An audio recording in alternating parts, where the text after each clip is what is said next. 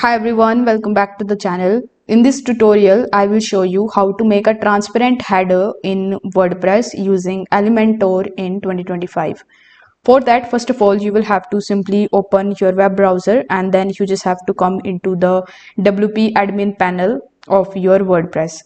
Now, once this step is done, you need to hover over to the left hand section, and first of all, you need to go to your plugins and you need to download and install the Elementor plugin in your account if it is not already installed.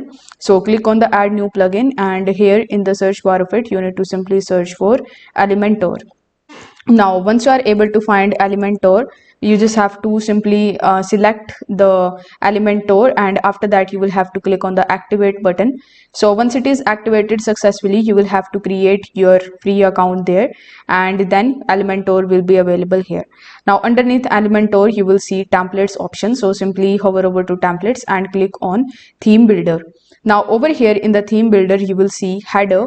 So once you click on this option, it will redirect you on the next page, but here you must be notice that this is the option that comes with Elementor Pro. So if you want to try out Elementor Pro, I would highly recommend you to do it. It will only going to cost you $6.99 per month, and within a month you can just create this theme and you can start using that.